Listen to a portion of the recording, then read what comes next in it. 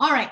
Without further ado, I wanted to introduce our tonight's speaker, Mr. Milner, Brian Milner. And Brian and I, Brian and I started meeting each other in the meetup, in this meetup, right? Like Brian started coming regularly.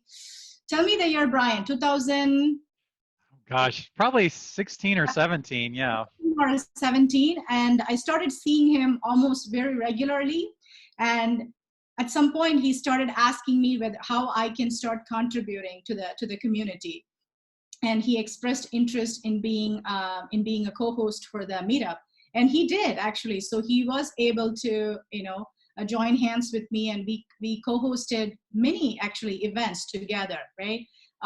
And after that, Brian became super busy, and he became a very important person, got his CST, started traveling around the world. And he said, like, Pradeepa, I'm not in the same place anymore. I wouldn't be able to, just come and support this on a regular basis. But if I'm here in the town, I'll be there. So that's how we kind of, I had to let Brian go, even though it was one of the hardest things. But we still remain friends, even though he ditched me. Right? And Brian is somebody who really talks. I've talked to him many times. We have grabbed dinner together.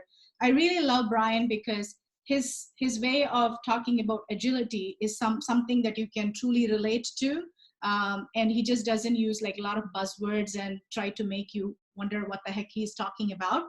He really talks about from the sense of like, yep, this is it. This is the reality.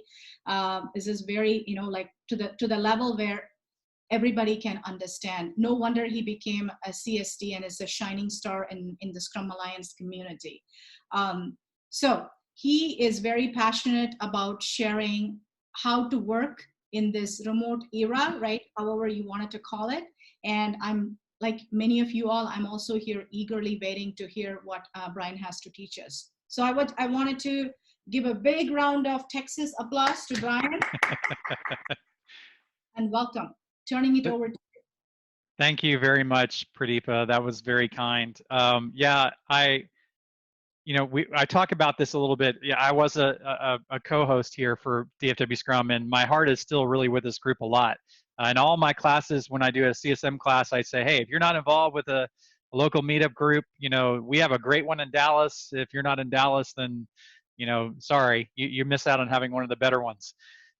So this is a great group. If you're just getting started with it, you've stumbled into a great place. This is a great community. It's one of the best, I think, Agile communities in the country. So welcome in.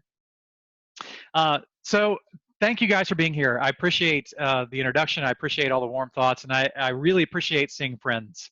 That's kind of one of the great things about doing this, is getting to see so many faces I'm familiar with. But when this whole thing started, when this whole COVID thing started and happened, we were all kind of trying to watch and see what was going to take place and how does this affect things? How does it change things? A lot of anxiety, a lot of fear about things. And so I wanted to talk about this a little bit, because there's some things I think that as an Agile community, we have to be ready for. And we need to be prepared for. And we can do this, right? We are, of all the people, we should be the ones out in front right now, because we can handle change. We know how to deal with change. So that's really kind of the genesis of this, is I wanted to talk a little bit about how we as an Agile community move forward in this uncertain kind of age. So just a little kind of quick hit thing here as well. My name is Brian Milner. My company's name is Scrum 360. I do certified Scrum Master, certified Scrum Product Owner classes, and advanced certified Scrum Master, advanced certified Scrum Product Owner. I'm a CST with the Scrum Alliance. And those advanced classes, I'm a path to CSP educator for them as well. That's kind of another feather in the cap kind of thing you have to earn after you become a CST. And so I'm proud that I got to enter that so quickly. I've started a new thing recently, the new site called Unlock Agility. That's a e-learning kind of platform. And I'll talk a little bit about that later, but just wanted to kind of make you aware. Those are my two kind of companies right now. I also have these minor kind of certifications that just to make you aware of. One is if you have heard David Hawkes speak, or you heard anyone from Agile Velocity speak, they have a thing called Path to Agility. And I am a Path to Agility certified facilitator with them. So I am able to walk companies through the process of transforming from wherever they are today to wherever they want to be in an agile world. So that's kind of what Path to Agility is about. And I also really, really love this thing called training from the back of the room. So if you haven't taken the training from the back of the room course, highly recommend it. It's a great thing. If you do any kind of public speaking, doesn't even matter if it's this kind of thing, but if it's something more along the lines of you just kind of do some trainings at your work or help people understand things, training from the back of the room can really, really improve how you do things. So highly, highly recommend you find one of those classes. I don't even have any scheduled. So, you know, I just, that's just my endorsement of that. It's a great organization, a great process for coming up with training. But to kick this thing off, I want to ask you a question, and I'm going to use your help in using this little tool. That this is the only tool I use outside of you know, Zoom and you know, the slides that you're going to look at tonight. But what I want to ask you is, I want to ask if you worked from home prior to this whole shelter-in-place COVID-19 thing. So you can go to menti.com and use that code 698312. Or you can use the link that's there, or you can scan with your phone. If you want to deal with your phone, you can kind of keep your phone separate and watch the screen and have the screen open. So that kind of gives you another screen to work with while we do this. So that's my question for you. Did you work from home prior to this COVID-19 thing? And I'll show you kind of, this is what I'm trying to look at here. I'm going to get your responses here. So we've got some, you know, it looks like the vast majority of people saying some of the time.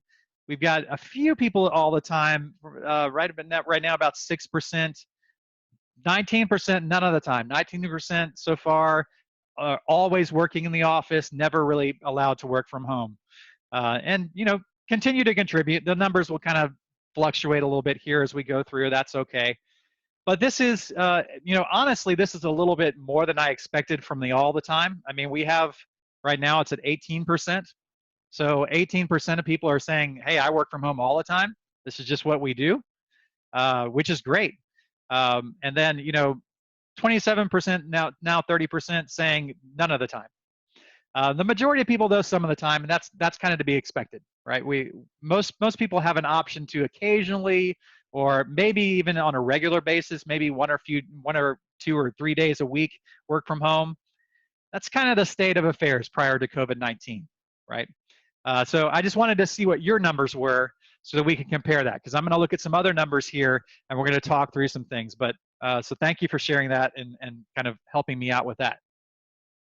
All right, so what's the problem? Well, there's several problems with this picture. One of which is it's just men in the picture. That's icky. But the other thing is, you know, in this world, we look at those and like, man, you guys are too close. Just can you move apart, please? Can you please just take a step back? This is a picture from Office Space, but you know, if you're familiar with kind of the cubicle culture and the idea of having your butt in a chair, we probably have all worked for somebody at one point or another who has really been keen on seeing butts in chairs, and that is kind of the, you know, the driver of how they determine whether they're being successful as a manager of some kind or another, right?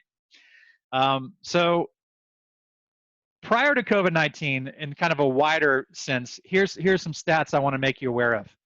First of all, over the last 5 years, prior to COVID-19, about 44%, there's been a 44% growth in remote work in just the last 5 years.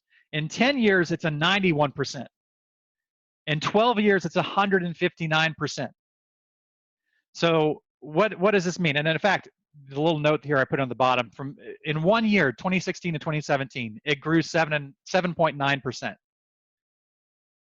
So what I'm trying to say here with these stats is it's getting bigger, right? The work from home thing is getting bigger. And I know if you're kind of where I was before all this stuff happened, before I started to dig into these stats, I thought, okay, yeah, right, you know, work from home, that happens sometimes. I've seen guys at conferences give talks about how you work from home and all that stuff. Yeah. But we're Agilists. You know, we like to co-locate. So this doesn't apply to us, right? We're not in this group. Well, you know, the times they are a changing, right? So let's kind of look at pre and post here. Well, so prior to COVID-19, what's the entire percentage of the population that is working from home? Well, not very much, right? Prior to COVID-19, we were at about 3.6%. So even with all those percentages of growth, we were still only about 3.6% of the population. That's what studies were showing. However, in today's world, we're all forced to work from home, right? Every company that's out there, any kind of knowledge worker out there is finding some way to work from home. And a lot of companies are like, oh, we'll just do this for a little bit. It'll be temporary, right? It'll tide us over until we can get back, and then we'll get back to normal, right? Well, there's a company out there that did this survey, and they tried to estimate based on the numbers they were seeing, based on the data they were collecting on people working from home now, and how policies were changing within companies, within organization. And their estimate for what they think it's going to be the work from home population after COVID-19, 25 to 30%. So just let that sink in, right? 3.6% prior to 25 to 30% post. So what that means to me, hopefully what it means to you, is this. Things aren't going back to normal, right? Whatever we used to think of as being normal ain't happening, right? Things have changed. People have seen things. We have tried things. Companies are seeing that they can save money at this. So yeah, really, it's really, really not going back to normal. We're going to be working in a new paradigm. So again, as Agilists, what does that mean to us? How do we adapt to this? Brian, you know, can I ask yeah. a question? Yeah. So the study that you talked about, the percentage, is that just within United States or is it the world? This was US. This is just US, okay. Yeah, this was US. I have to get my other little thing in there. Okay. So the question here that I talk to when I talk to Agilists about this is, I get a lot of them that look at me and say, oh, but the manifesto, right? We're working from home, but what about the manifesto? Well, let's calm down. Let's take a look at this thing, okay? Now, if you look through this with me and you're reading along, our 4 main value statements here of the manifesto, if someone could please point out for me where it says you have to work in an office with other people. Right. You're not going to do that because it doesn't say that, right? There's nothing there in our value statements that talk about you must be in the same office. Now, I know there's some language and some other things that talk about preferably co-located, and we'll get to that. We'll get to that, I promise. I'm not glossing over that. But the main value statements of our manifesto, there's nothing in those that prevent us from having a remote environment, right? So let's just be upfront about that. Let's be honest about it. That's what the data says, right? We don't have to be co-located to be agile. So, all right, Brian, we get it, the 4 value statements, but you're not getting to the 12 principles, and the 12 principles where it really starts to get hairy. Well, let's see, right? Let's take a look at this and see. Here's where I'm going to get your help a second time. So you can see these. You guys are all familiar with these. You've read these. You probably taught these at one point or another, right? We have the 4 values, the 12 principles of Agile. That's all it takes to be Agile, is those things. So what I want to hear from you is, which of these give you the most heartburn in a remote world? Which of them, when you look at those, do you think to yourself, I'm not so sure about that one, right? That one kind of might give us some problems. So let's hear from you. We're going to go back to Menti, and I'm going to have you put in a different code here and try something else. So the code here is 173991, or again, you can just kind of use your phone and hold it up to the QR code there, and that'll take you to it. Now the screen is really kind of small. I know, I tried to type in all those different things, and when you see them on the screen, as I'll show you here, let me move over to the other one. When we move over to this other one, it's a little small here. Oh, my screen went to sleep. But you can read them. You guys are familiar with them, right? You don't have to read them all in detail to know what they are. All right, so here's our code. So which ones of these give you heartburn? Which ones do you look at and think, I'm not sure about that? Like, I can work from home. I get all this, and this is all a good thing, and you can vote multiple times. Don't just think, I got one shot at this. Vote on different ones if you want to. But which one of these Agile Manifesto principles do you look at and think, that one is, I don't know, man. So we got 3 of them so far. Welcome changing requirements. Agile processes harness change for the customer's competitive advantage. Deliver working software frequently. Business people and developers must work together daily. We've got the most efficient method is conveying face-to-face. One for working software's primary measure of progress, or at least a little bit there. The best architectures requirements emerge, and at regular intervals we self-reflect, right? But it looks like, right now our 2 highest vote getters here, business people and developers working together daily throughout a project. That's one of them. And the other one here is most efficient method is conveying information is face-to-face kind of conversation, face-to-face conversations. I would probably agree, right? Now, what's interesting is we've got votes for all of them, right? There's people who voted for all, except for one. So, continuous attention to technical excellence, no problem, right? We have no problem with that in a remote environment. Now someone's going to vote for it and you'll see it go up. But, in general, we have a smattering of ideas about different ones. And if I polled you, if we really sit down and I went one-on-one with you, you'd probably have your list and other people would have their list. But I kind of agree with this what I'm seeing here. There's a few in here that stick out to me as being really maybe an issue. Others, a little bit less, but maybe not an issue, more of kind of a warning. Maybe kind of like, just be careful about that one. Not as much as, you can't do that, but just look out for it. So I'm going to go back to my presentation here, and I want to talk through a few of these and kind of, talk through some of the warnings about them. So before I even get into the 12 principles here, one kind of warning is this thing about individuals and interactions over processes and tools. So Agile people, please listen to me. Don't make it about the tools right now. I know how tempting it is. And one of the reasons I didn't want this talk to be, hey, here's 12 tools you can use to blah, blah, whatever, right? I didn't want this talk to be that. You can find that in a million other places, okay? So this is not going to be that. If you're looking for that, I'm sorry.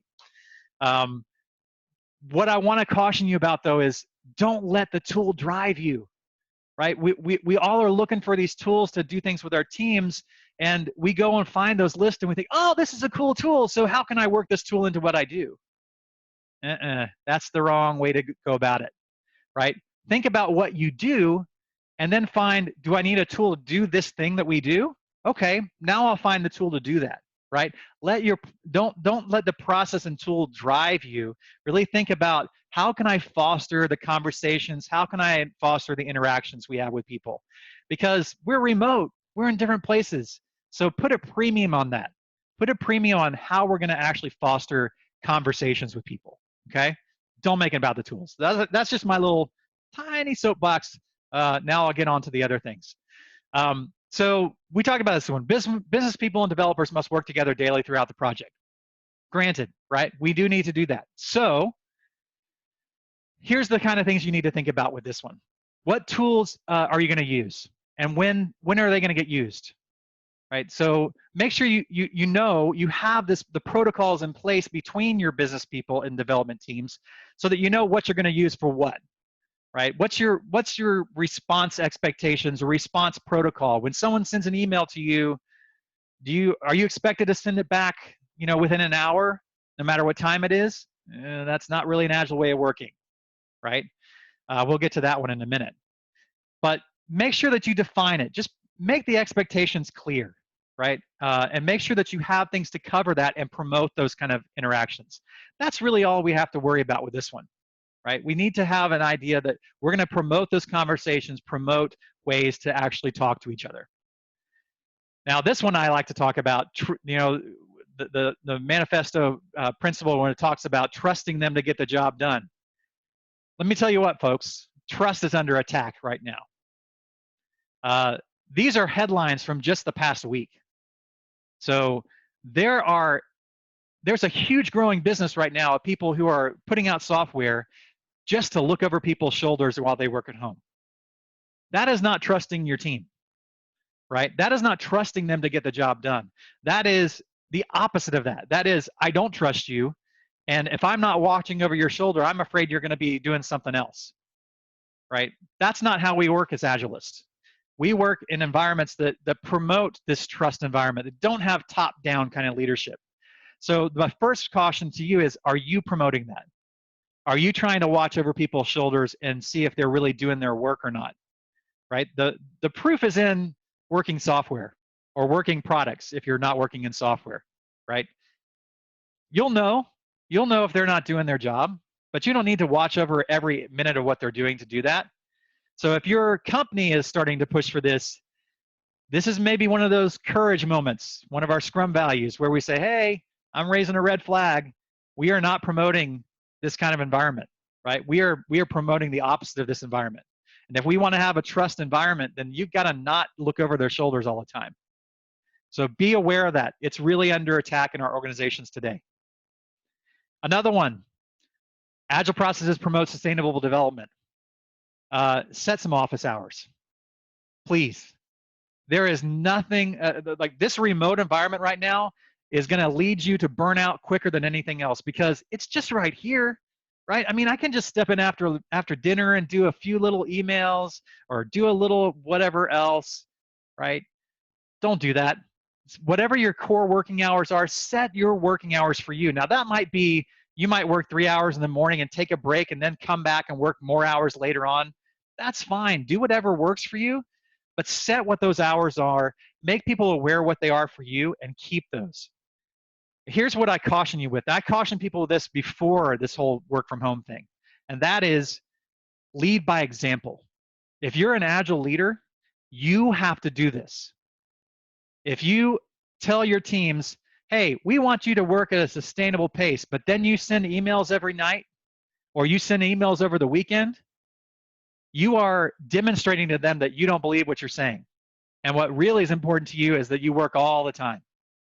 And they're going to follow your example. They're going to see that and they're going to do it.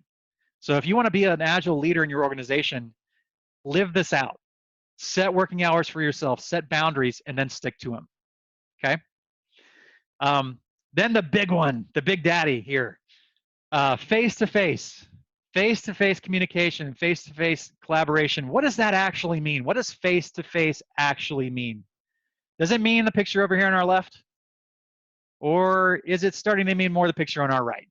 Is the picture on our right really that much less than the picture on our left? It is less. I agree. I'm not going to dispute that, right? It's much better to be face-to-face. We don't have delays. We don't have any kind of technical snafus or glitches, right? But this one on the right, it's a pretty good replacement, right? It's not as good. It is a workaround, and we have to acknowledge it's a workaround. But think about this. This is from Alistair Coburn back in 2002. He's one of the signers of the Agile Manifesto. He's a great guy. If you ever get a chance to hear him talk, highly recommend it. He's a great speaker. He drew this up in 2002, where he tried to lay out, the different levels of communication, and he divided it up into documentation and modeling. But this is 2002. This is almost 20 years ago, right? So he has this higher level where he has video conversation, then face-to-face, then face-to-face at whiteboard. Well, I would just kind of propose to you, those lines at the end of that, they're getting kind of blurred. Right, I can have a meeting right now, and some of the trainings I do, we use some tools where we have some whiteboarding kind of stuff that goes on. It's pretty darn close, right? Still, it's better if we're in the same place, but it's pretty darn close. And it's a workaround, but it's a good workaround. It's a darn good one, and it's only getting better. So what I would say to you is, don't let that hold you up too much, the face-to-face thing. Yes, it's better to be in person, but we can do this. You can do this in a remote world. You can do this with tools that are available to everybody. I don't care if you use Zoom. I don't care if you use Skype. Whatever you decide to use, just do it where you can actually see each other. You can see expressions. You can see I'm gesturing wildly with my hands. or whether I smirk or whether I, am laughing or whatever else. You can't tell that on a phone call. So make sure you're actually able to see people when you do this kind of thing. All right, so those are some basic kind of things. I want to get into what does remote mean then? What does remote Agile look like? How can we really tackle this, and how can we be prepared to do things in a remote world?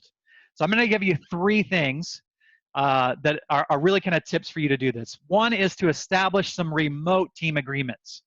You're probably all familiar with doing team agreements of some kind or another, but have you started to reevaluate those in a remote world? You need to set some new things because you're operating in a different means, different method, right? In a remote world, we need different kind of remote team agreements. Here's one of them that I would suggest.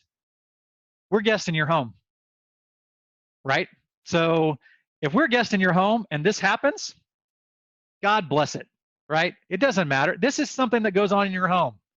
Now, I will say within limits, if your Uncle Ted wanders in his bathrobe, we don't want to see that, okay? But if your kid comes in, or if your dog or cat comes across, does that happen in your home? Okay, well then it's going to happen on these things. And it's not a bad thing. Please hear me on this. You are missing an opportunity if you think this is a negative thing, because you are getting a window into your coworkers' lives. You are getting to know them and see them on a level that was not possible before, right? You might get to meet someone's spouse or someone's kid that you would have never gotten to meet before. And you know a little bit more about that person. There is nothing that creates a high-performing team more than people knowing a little bit about each other, caring a little bit about each other, knowing about their personal lives, not the intimate details, but just, I have a kid.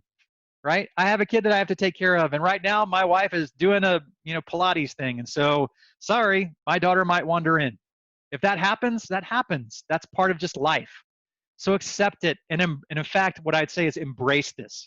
So I encourage you to put a rule in place that we're guests in your home. And if it happens in your home, we're fine with it. So don't anyone feel sorry about it or embarrassed about it, right? We're human beings and we have lives outside of what we do here. So that's the first thing. The second thing here under team agreements is specify some working hours. I talked about this earlier.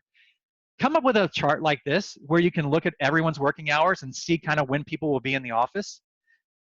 Give people the freedom to not work all the same 9 to 5 stretch, right? There's no need for that. But there's probably a need for you to have some common core working hours where you overlap, where you can have things like stand-ups. Do that, right? Have those things with your teams. Another thing, this I kind of referred to earlier, set some standards and you need to demonstrate them. Be an Agile leader in your organization. Put those in your working agreements. What do we expect from each other? How do we work best together, right? How do we work best together as a group? And put those in your working agreement and live by them, okay? All right, so last time I'll have you go out to this, but I want to hear from you because I know you guys have some great ideas. So if you have instituted some remote working agreements, what kind of things have you put in? What are some great things that you have put into your remote working agreements? Or if you're thinking right now, you think, oh, you know what? I've got some great ideas. These are things that we really need to put into our remote team agreements. I want to see what those things are. So we'll take just a brief moment here to do this. I'm going to click over to my other slide. And I'll have to refresh my page again. But let's see what your remote team agreements are. What are some things that you think can help your team to work better in this remote world? What boundaries can you set, right? What little guidelines can you set that will help you work better as a team? You can enter more than one thing on this. Enter as many as you like. So I'm just going to kind of leave this up for a second as I talk. But these really can help you start to form the basis of a remote team. Right? We want to have teams that work well together, not only in the same space, but in places that are apart. How can we, not just tools, but what agreements can we put into place that will really help us to kind of coalesce and come together as a team, right? So these are great things. Keep your video on in meetings. Great one. Have working hours. Do retro, doing a retro in the video call. Great. That's a great one. Team virtual happy hours. Yes. We'll talk about that in a little bit here. Set flexible hours. That's great, right? Great to have that with your team. Coffee break meetings. Have a meeting where don't really have a topic. You're just talking together. That's a great thing to do. Video for team meetings, retrospective kind of lunches. Those are great as well. These are great. You guys are coming up with some great ones. And I'll send these out. I'll give these to Pradeepa if she wants to send them out so you can come back and read what other people have said here as well. In the interest of time, I'm going to move on a little bit. But if you want to continue to add to these, I want to learn from you. So I want to learn what kind of things you guys have added to your team agreements for remote environment. But in the interest of time, I'm going to move on and get back to the presentation here. All right, so tip number 2, build your team. Use this time to build a team. I'm going to share something with you really briefly here. Hopefully this will work. The music might be a little bit off, but you'll get the gist of it.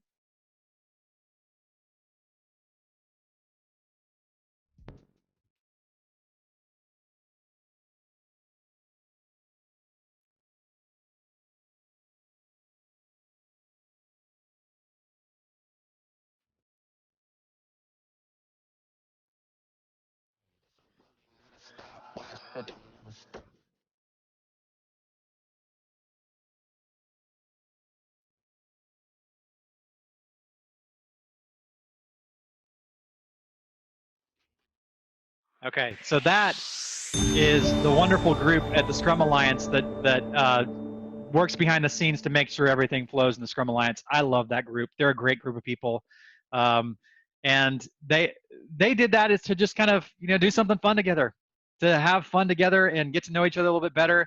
Right? They had time in there where they could do whatever they wanted, and so they wanted to see what everybody did in their own kind of moments. Their dance breaks. So consider these kind of things. It's time to build a team right now. One example I can give for you of that. Have a show and tell. We all loved show and tell back in school, right? It was the best thing in the world. Have a show and tell with your team. Just tell them, hey, we're going to have a meeting this afternoon. Bring something from your home that is important to you, or maybe not even important, that just something, like, here, I have all this stuff back here behind me.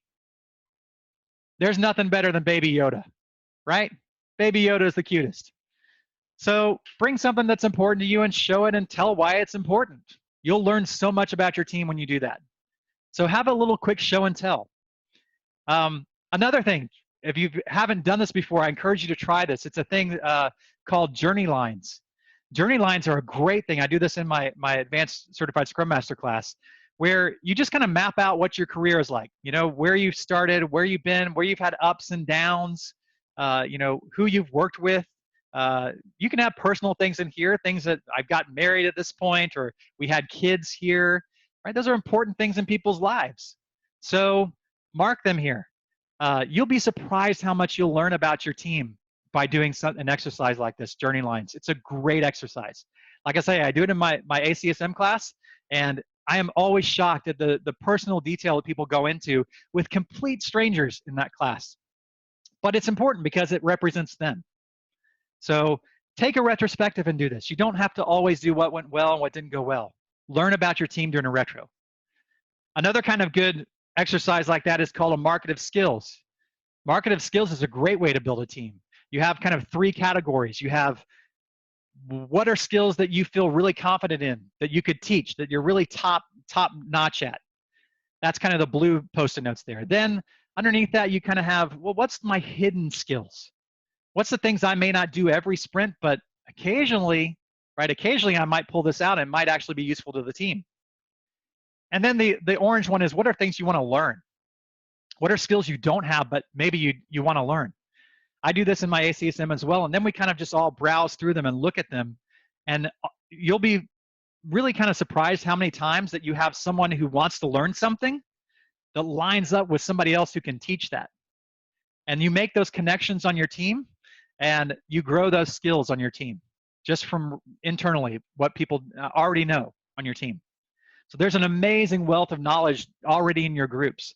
And this kind of exercise can really help you unlock that with your teams, this marketplace of skills thing. Highly, highly recommend it. All right, the last point here. Use what you already know, right? I had Baby Yoda before, now I have grown-up Yoda.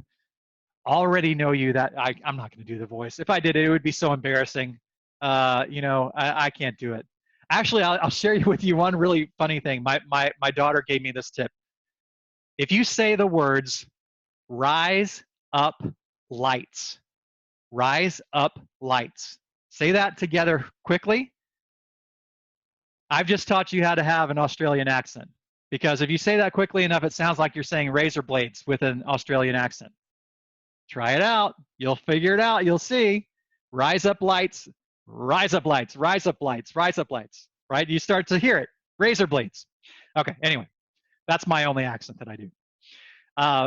We deal with change. We deal with change like I mentioned earlier. So we should be at the forefront right now. We should be helping them say, hey, wait a minute, calm down.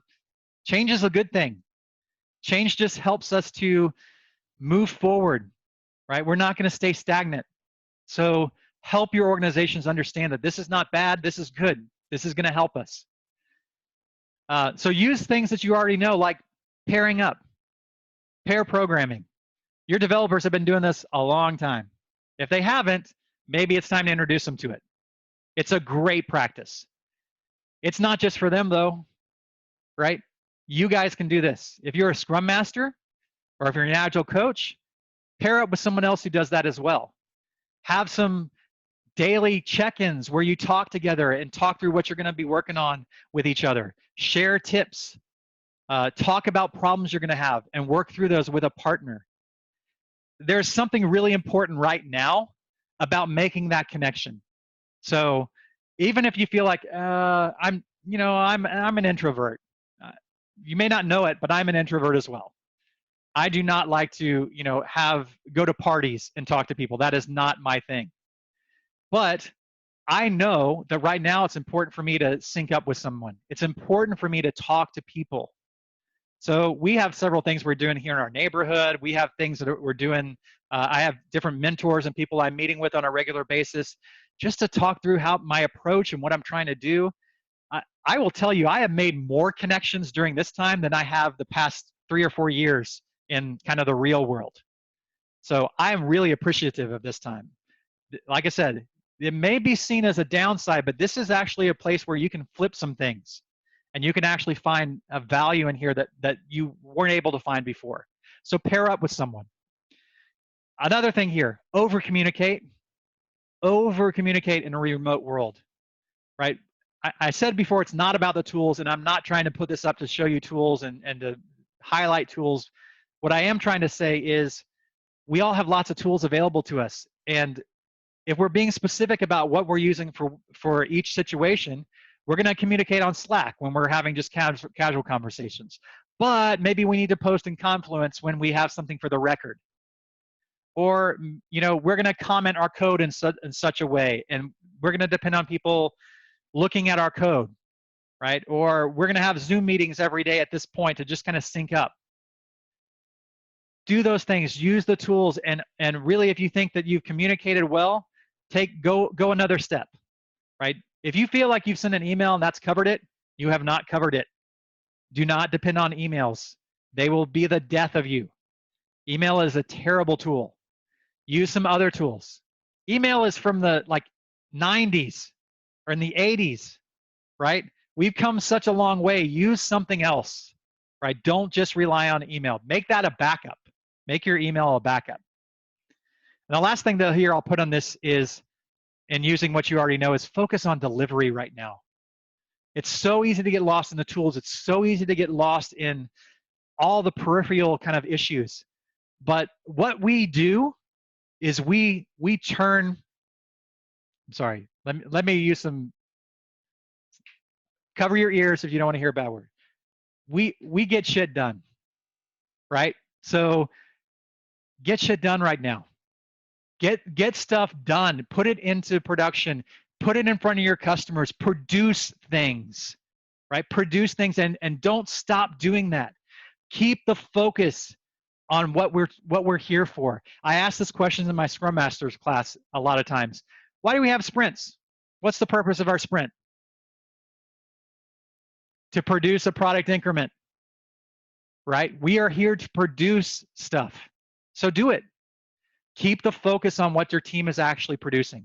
That's what we want to get out of this. Okay? All right. So those are my 3 points. I have one last thing to leave you with, and that's this. It's going to be okay. It's going to be okay. I know it's hairy. I know there's probably several people out there, probably multiples of you, who have been furloughed, laid off, all those things. And I've been there. I promise you. I went through an 8-month layoff one time, and it was terrible. I had just had a kid and had an 8-month layoff.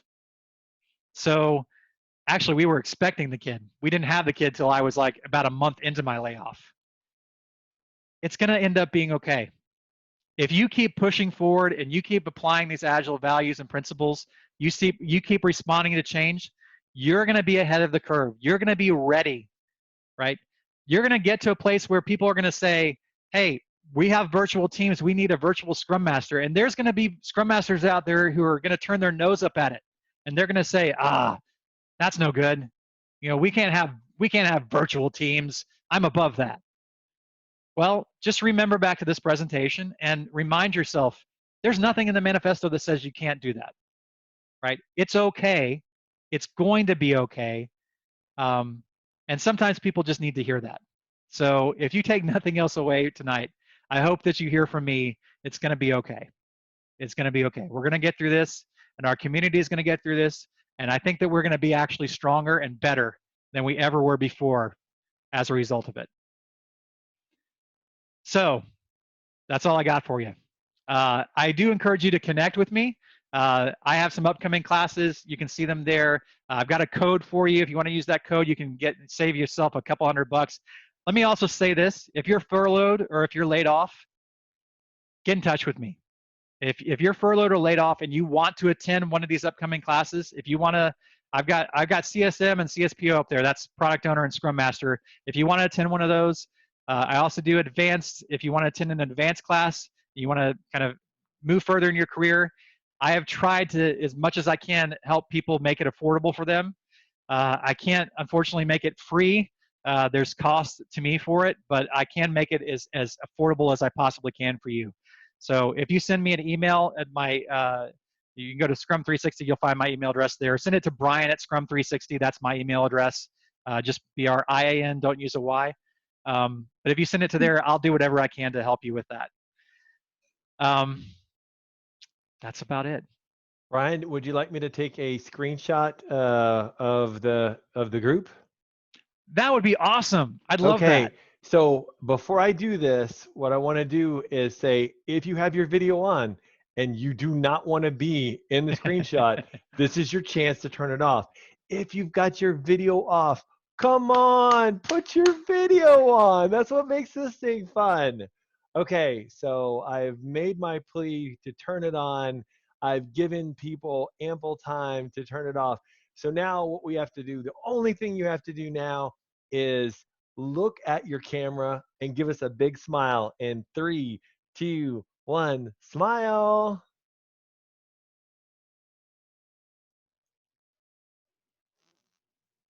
Did you get it? I did. Awesome. I leaned in too far though, because my face is huge.